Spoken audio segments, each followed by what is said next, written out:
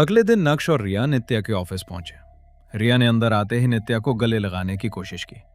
अरे नित्या, तू तो बिल्कुल बदल गई है। हमें तो पता ही नहीं था कि तू इतनी बड़ी कंपनी में इतना अच्छा काम कर रही है। नित्या चुपचाप दोनों को देखती रही। नक्श ने मुस्कुराते हुए कहा, दीदी, हमें तुम पर बहुत गर्व है। नित्या को उनकी बातें सुनकर अंदर से बहुत दुख हुआ। यही वही लोग थे जो कभी उसके बच्चों की फीस के लिए पैसे देने में पीछे हट गए थे। यही वही लोग थे जो उसे दिन रात ताने देते थे, उसे बेइज्जत करते थे, जिनकी नजरों में उसकी हैसियत एक नौकरानी की थी। और यही वो लोग थे जिन्होंने माँ बाप की विरासत में मिलने वाला हिस्सा हड़प लिया था। लेकिन आज उनके चेहरे पर अचानक इतना प्यार क्यों था? नित्या ने सीधा सवाल किया। आप दोनों यहां किस काम से आए हैं? नक्श ने तुरंत कहा, अरे क्या भाई, अपनी बहन से मिलने भी नहीं आ सकता? नित्या ने कहा, बिल्कुल आ सकता है, लेकिन पहले तो आप लोगों के पास मेरे लिए समय नहीं था। नक्श कुछ बोल नहीं पाया। फिर रिया ने बात बदलते हुए कहा, चलो जो हुआ सो हुआ, अब हम सब मिलकर रहेंगे। आखिर तुम नक्श की बहन हो। नित्या समझ चुकी थी कि उनके शब्दों में प्यार कम और मतलब ज्यादा था।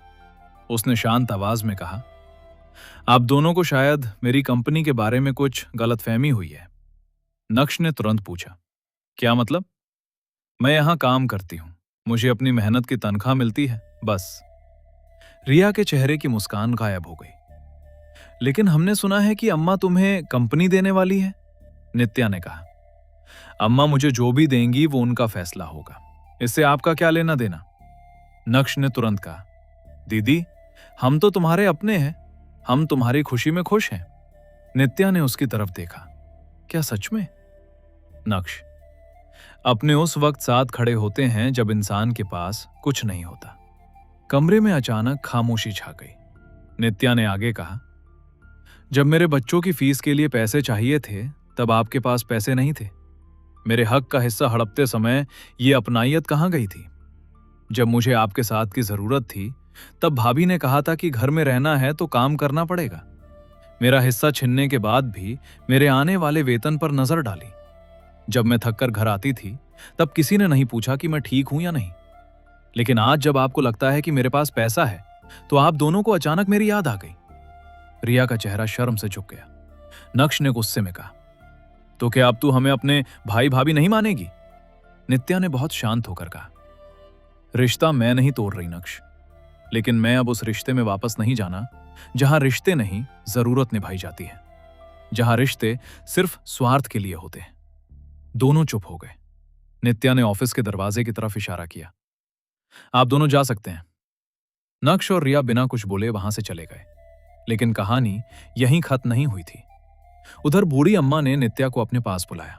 उन्होंने कहा, बेटी, मैंने तुम्हारे भाई और भाभी को आते देखा था। नित्या चुप रही। अम्मा ने पूछा, क्या उन्होंने तुम्हें दुख दिया? नित्या ने मुस्कुराकर कहा, नहीं अम्मा, अब उनकी बातों से मुझे दुख नहीं होता। अम्मा ने नित्या का हाथ पकड़ लिया। तुम बहुत बदल गई हो बेटी। नित्या ने कहा, नहीं अम्मा, मैं नहीं बदली, बस अब मुझे अपनी कीमत पता चल गई है। अम्मा की आंखों में आंसू आ गए। अम्मा ने नित्या का हाथ पकड़ते हुए कहा, बेटी, मैं चाहती हूं कि मेरी सारी दौलत तुम्हें मिले। नित्या ने तुरंत मना कर दिया, अम्मा, मुझे आपकी दौलत नहीं चाहिए। अम्मा ने कहा, मुझे पता है, इसी वजह से तो मैं तुम्हें देना चाहती हूं। फिर अम्मा ने अपनी पूरी जिंदगी की कहानी नित्या को बताई। उसने कहा, मैंने अपनी जिंदगी में बहुत पैसा कमाया, लेकिन जब उम्र बढ़ी तो समझ आया कि पैसा अकेलेपन को दूर नहीं कर सकता। मैंने कई लोगों पर भरोसा किया, मगर लोगों ने मुझे धोखा दिया। लेकिन तुमने मुझे उस दिन सड़क पर देखा तो ये नहीं सोचा कि मैं कौन हूं और मेरे पास कितना पैसा है। तुमने बस ये देखा कि एक बूढ़ी औरत को मदद की जरूरत है। नित्या की आंखों में आंसू आ गए। अम्मा ने आगे कहा, जब से तुम और तुम्हारे बच्चे मेरे जीवन में आए, मेरे जीवन की काया ही पलट गई। सही मायने में मुझे पता चला कि घर परिवार कैसा होता है। इसीलिए अब मैं चाहती हूं कि मेरी दौलत का इस्तेमाल उन लोगों के लिए हो जिन्हें परिवार की सबसे ज्यादा जरूरत है। नित्या ने धीरे से पूछा, आप क्या चाहती हैं? अम्मा ने कहा, तुम मेरी कंपनी चलाओगी, लेकिन अपनी तनख्वाह के अलावा कंपनी का पैसा अपने लिए इस्तेमाल नहीं करोगी। नित्या ने सिर हिलाया, मुझे मंजूर है, उस दिन से नित्या ने कंपनी को और मेहनत से संभालना शुरू कर दिया। उसने मजदूरों की तनख्वाह बढ़ाई, कर्मचारियों के बच्चों की पढ़ाई के लिए मदद शुरू की, बच्चों के लिए स्कॉलरशिप शुरू की और कंपनी के मुनाफे का एक हिस्सा उन लोगों के लिए रखा जो अपने पैरों पर खड़ा होना चाहते थे। कुछ सालों में कंपनी पहले से कई गुना बड़ी हो गई, लेकिन नित्या की जिंदगी अब भी बहुत साधारण थी। वो आज भी वही साधारण कपड़े पहनती, अपने बच्चों के साथ समय बिताती और हर महीने अपनी तय तनख्वाह ही लेती। एक दिन अम्मा ने उससे कहा, बेटी, अब तुम्हें अपनी खुद की कंपनी खरीद लेनी चाहिए। नित्या ने हैरानी से पूछा, अपनी खुद की? अम्मा ने मुस्कुराकर कहा, हाँ, तुमने इसे इतने साल संभाला है, अब अगर तुम अपनी मेहनत के पैसों से इसे खरीदोगी तो सच में इसकी मालकिन बन जाओगी। नित्या ने कई सालों तक अपनी तनख्वाह में से पैसे बचाए थे। उसने अपनी जरूरत से ज्यादा पैसा कभी खर्च नहीं किया। आखिरकार वो दिन आ गया। नित्या ने अपनी जमा की हुई रकम से कंपनी का बड़ा हिस्सा खरीद लिया और धीरे धीरे उसने पूरी कंपनी अपने नाम कर ली। अब वो सच में उस कंपनी की मालकिन बन चुकी थी। लेकिन उसने अम्मा की बात नहीं भूली। उसने कंपनी के मुनाफे से कई नए काम शुरू किए। ऐसी फैक्ट्रियां बनाई जहां गरीब और बेसहारा लोगों को काम दिया जाता था। ऐसे घर बनाए जहां बुजुर्ग लोग अपनी जिंदगी के आखिरी साल इज्जत के साथ बिता सकें। यही तो अम्मा का सपना था, जो वो चाहती थी कि जरूरतमंद लोगों को एक परिवार मिले।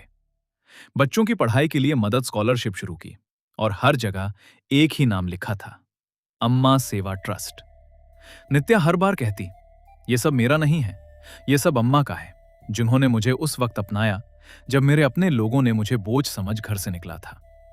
कंपनी में काम शुरू करने के बाद नित्या ने एक बात तय कर ली थी, वो अपनी पूरी जिंदगी किसी के एहसान पर नहीं जिएगी। उसे हर महीने अपनी मेहनत की सैलरी मिलती थी। उस सैलरी में से वो पहले अपने बच्चों की पढ़ाई का खर्च निकालती, कपड़े, खाना और बाकी जरूरतें कम करती, लेकिन बच्चों की पढ़ाई में कभी कमी नहीं आने दी। वो अक्सर अपने बच्चों से कहती, तुम दोनों खूब पढ़ना, मैं चाहती हूं कि तुम्हें जिंदगी में कभी किसी के सामने हाथ ना फैलाना पड़े। समय बीतता गया। नित्या का बेटा पढ़ाई में बहुत अच्छा निकला। उसने दिन रात मेहनत की और आगे चलकर एक बहुत बड़ा हार्ट सर्जन बन गया। वहीं उसकी बेटी ने भी अपनी मां का सपना पूरा किया। उसने विज्ञान के क्षेत्र में इतनी मेहनत की कि आगे चलकर एक बड़ी साइंटिस्ट बन गई। जब दोनों बच्चों ने अपने पैरों पर खड़े होकर मां को अपनी पहली कमाई दी, तो नित्या की आंखों में आंसू आ गए। उसने दोनों को गले लगाकर कहा, आज मुझे लग रहा है कि मेरी सारी मेहनत सफल हो गई। उसे उस दिन अपनी पुरानी जिंदगी याद आ गई। वो दिन जब उसके बच्चों की फीस के लिए उसके पास पैसे नहीं थे और वही बच्चे आज अपनी मां का नाम रोशन कर रहे थे और नित्या का नाम पूरे देश में फैल गया। लोग उसकी कंपनी को उसकी मेहनत और ईमानदारी के लिए जानते थे। एक दिन एक बड़े कार्यक्रम में नित्या को देश की सबसे सफल महिलाओं में शामिल किया गया। हजारों लोग उसके लिए तालियां बजा रहे थे। वो मंच पर खड़ी थी। उसी वक्त सामने बैठे नक्श और रिया उसे देख रहे थे। दोनों की आंखों में शर्म थी। नक्श ने धीरे से रिया से कहा, हमने इसे कितना छोटा समझा था। रिया की आंखों से आंसू निकल आए और आज यही नित्या हजारों लोगों का सहारा बन गई। नित्या की नजर भी उन दोनों पर पड़ी, लेकिन उसने कोई बदला नहीं लिया। वो बस मुस्कुराई, क्योंकि अब उसे बदला लेने की जरूरत ही नहीं थी।